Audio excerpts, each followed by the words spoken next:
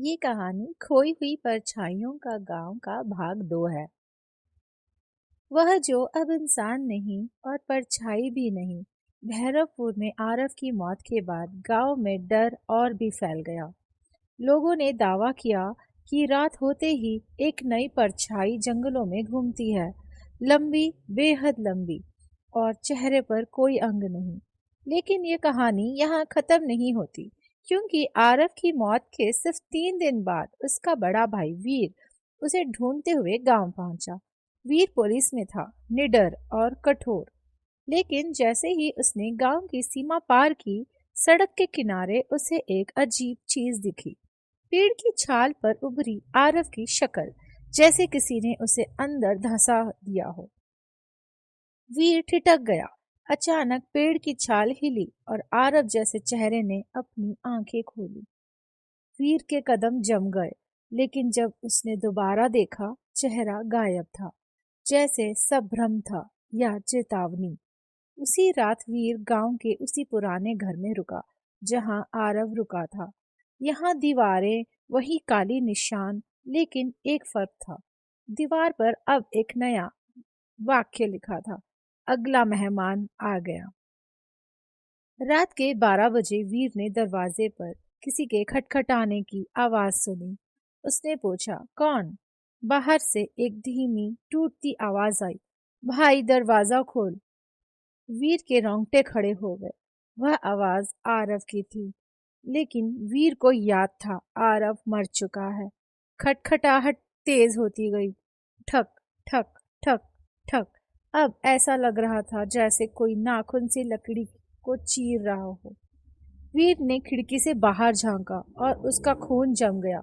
दरवाजे के बाहर कोई इंसान नहीं था, बस एक परछाई जो जमीन पर नहीं, हवा में तैर रही थी। उसके हाथ बेहद लंबे थे। उसके सिर की जगह सिर्फ एक काला धुआं, और वह फुसफुसा रही थी, भाई दरवाजा खोल।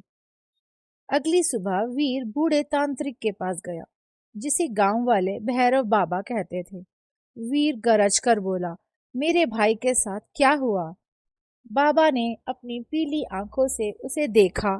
तेरा भाई अब इस दुनिया में नहीं है, पर दूसरी दुनिया में भी नहीं, वह बीच में अटक गया है। वीर ने घूरा, किसके कारण? बाबा ने गहरी सांस ली। गांव पर जिस साधु ने श्राप दिया था, उसने कहा था, जो भी इस गांव में रात बिताएगा, उसकी परछाई उससे अलग होकर जीवित हो जाएगी। और क्या मेरे भाई की परछाई? हाँ, वो अब तुझसे भी मिलने आई थी। वीर ने दांत भींचे। मैं उसे वापस लाऊंगा, चाहे मुझे नरक क्यों ना उतरना पड़े। बाबा ने चेताया, जो परछाई बन चुका उसे इंसान नहीं बनाया जा सकता, और अब शरीर मांगता है अपने लिए नया चेहरा, शायद तुम्हारा। वीर रात में जंगल की ओर चला, हाथ में सिर्फ टॉर्च और पिस्तौल। जंगल में अजीब सन्नाटा था। पेड़ों की शाखाएं जैसे हिल नहीं रही थी, बल्कि सांस ले रही थी। कुछ दूर उसे बच्चों की हंसी सुनाई दी, वही हंसी जो आरव ने सुनी थी। वीर ने टॉर्च आगे फेंकी। रोशनी पेड़ों के बीच से गई और ठहर गई। वहां 3 बच्चे खड़े थे, पर उनके चेहरे नहीं थे, सिर्फ काले धुएं की जगह, और उनकी परछाइयां उल्टी थी, दीवारों की तरफ चढ़ती हुई, जमीन को छुए बिना। बस एक साथ बोले, भाई ढूंढ रहे हो? वीर स्तब्ध। आरव कहाँ है? बच्चे हंसे, तेरे पीछे। वीर मुड़ा, पर कुछ नहीं था। जब दोबारा देखा तो बच्चे गायब, लेकिन उनकी जगह पेड़ की छाया में कोई और खड़ा था, लंबा, टेढ़ा, विकृत। आरव की परछाई। परछाई धीरे धीरे आगे बढ़ी। उसके कदमों की आवाज नहीं थी। जमीन पर उसकी आकृति कांप रही थी, जैसे जिंदा हो। वीर चीखा, आरव, अगर तू है तो सामने आ। परछाई ठहर गई। धीरे धीरे उसका चेहरा बनना शुरू हुआ, इंसानी चेहरा, आरव का चेहरा, लेकिन बिना आंखों के। जहां आंखें होनी चाहिए थी, वहां सिर्फ 2 गहरे गड्ढे थे। परछाई बोली, भैया मुझे घर ले चलो। यह स्वर इतना दर्दनाक था कि वीर का दिल कांप गया।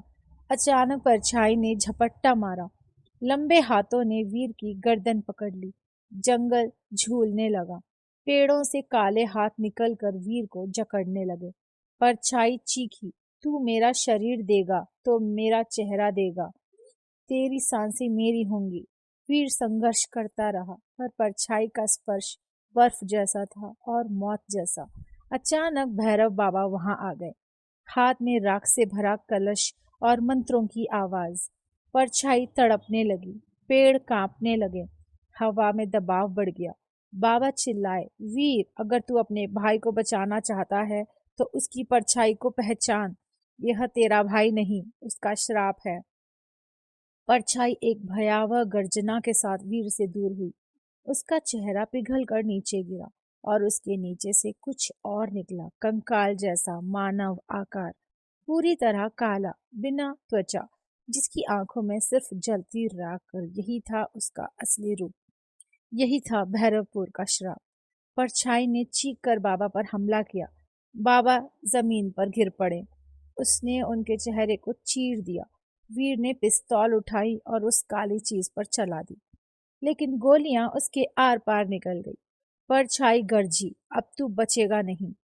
वह वीर पर झपटी, लेकिन उसी क्षण बादलों के बीच से चांद का प्रकाश गिरा और प्रकाश पड़ते ही परछाई पीछे हट गई, क्योंकि परछाइयां चांदनी में कमजोर होती हैं। वीर ने मौका पाकर बाबा की राख उठाई और पूरी मुट्ठी उस परछाई के चेहरे पर फेंक दी। चीख इतनी भयानक थी कि पूरा जंगल हिल गया। परछाई मुड़ने लगी, उसका शरीर धुएं में बदलने लगा और अंत में वह मिट्टी में समा गई। वीर गिर पड़ा। बाबा मर चुके थे, लेकिन सच सबसे डरावना अभी बाकी था। जब वीर वापस गांव की ओर गया, उसने अपने पैरों के नीचे दो परछाइयां देखी, एक उसकी और दूसरी किसी और की। धीरे धीरे दूसरी परछाई उसकी ओर बढ़ी और उसके शरीर के पीछे चिपकने लगी, जैसे कोई अदृश्य चीज उसे पकड़ रही हो। और फिर वही फुसफुसाहट, मैं वापस आऊंगा भाई। वीर पीछे देखता है, कोई नहीं, लेकिन उसकी दूसरी परछाई अब उसे ही देख रही थी। कहानी यहाँ खत्म नहीं, क्योंकि परछाइयाँ कभी मरती नहीं, वे सिर्फ नया शरीर ढूंढती हैं।